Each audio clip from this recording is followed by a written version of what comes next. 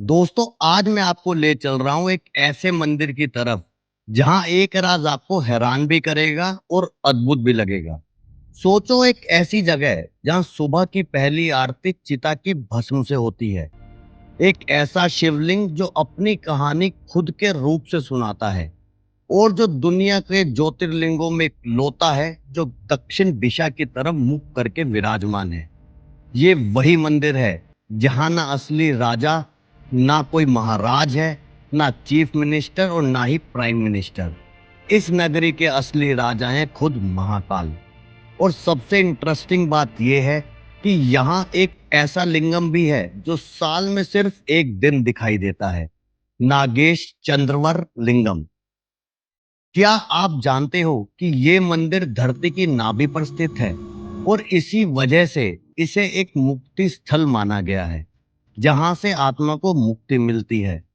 कहा जाता है कि यहाँ शिव जी अपने पंचमुखी रूप में विराजमान है। और सबसे बड़ा रहस्य, क्या इसका संबंध पाताल लोक से है? आज हम इसी महाकालेश्वर मंदिर के रहस्यों की यात्रा पर निकलेंगे। यूट्यूब पर वीडियो अंत तक जरूर देखें। सबसे पहले बात करते हैं महाकालेश्वर का महत्व। उज्जैन, जो प्राचीन समय से एक धार्मिक और आध्यात्मिक नगरी के रूप में जाना जाता है, वहां महाकालेश्वर मंदिर स्थित है। पुराणों में भी इसका जिक्र आता है, जहां चंद्रसेन राजा अपनी भक्ति और शक्ति से प्रेरित होते हैं। एक वृद्ध ब्राह्मण और एक छोटे लड़के श्रीकर की तपस्या के बाद महादेव ने महाकाल के रूप में प्रकट होकर रक्षा की।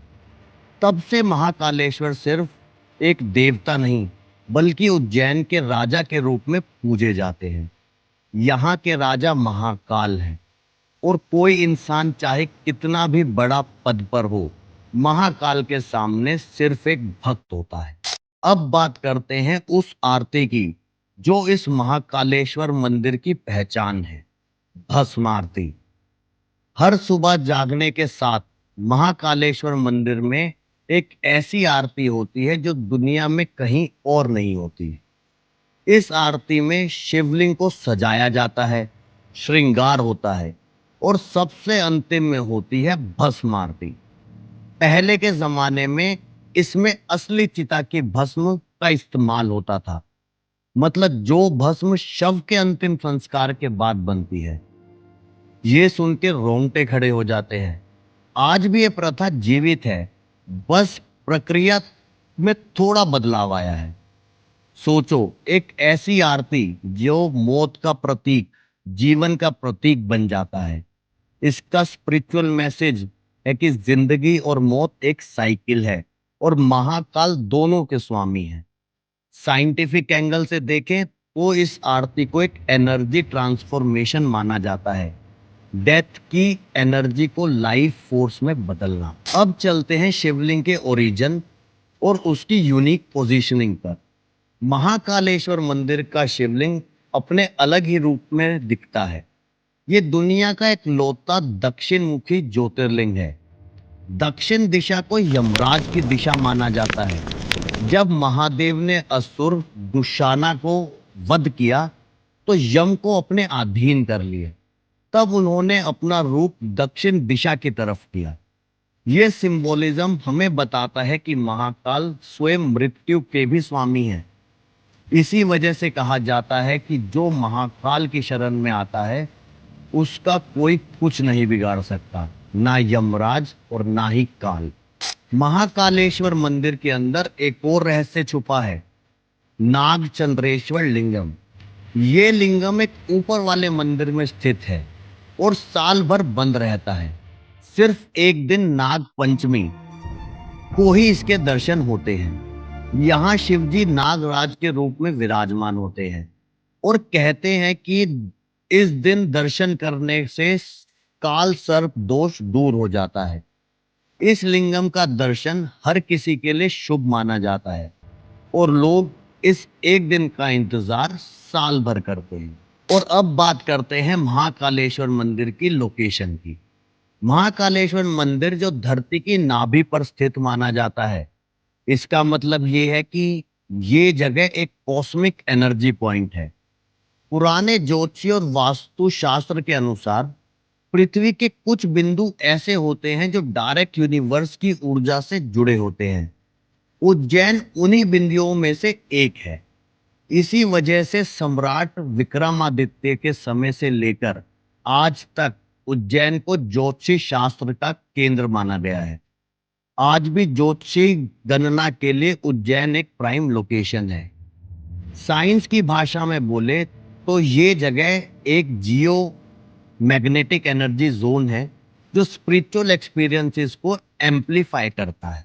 महाकालेश्वर को एक मुक्ति स्थल भी माना जाता है। यहाँ अंतिम संस्कार करके आना शुभ माना जाता है। भक्तों का विश्वास है कि यहाँ मृत्यु होने पर आत्मा को सीधा मुक्ति मिल जाती है। ये बात शिवजी के पंचमुखी रूप से भी जुड़ी है। महाकाल के पांच मुख ईशान, तत्पुरुष, अघोरा, वामदेव और सद्योजट, प्रत्येक मुख एक अलग तत्व और ऊर्जा का दर्शाता है। आज इन सब का संगम होता है, तभी मुक्ति का द्वार खुलता है। अब आते हैं एक ऐसे रहस्य पर जो सबसे ज्यादा चर्चित है। क्यों यहाँ कोई भी राजा, सीएम या पीएम रात को नहीं रुक सकता?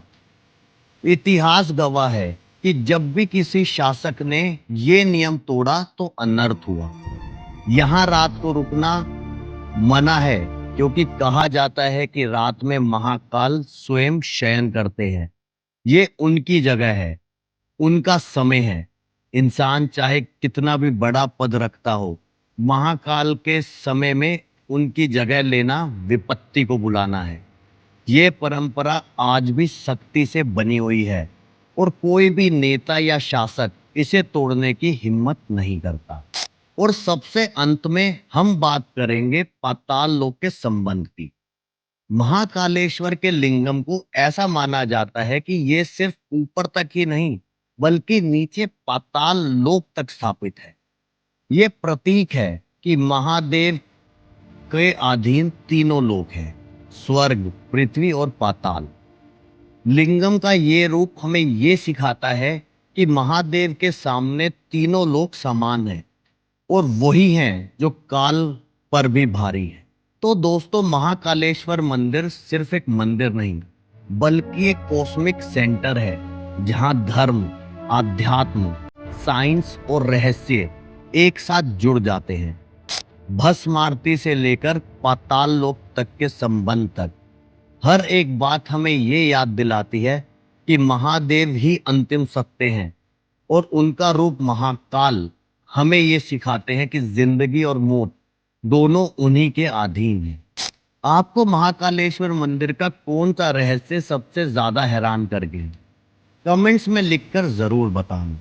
और अगर आपको ये वीडियो पसंद आई हो तो लाइक कर देना और शेयर कर देना महाकाल के भक्तों के साथ।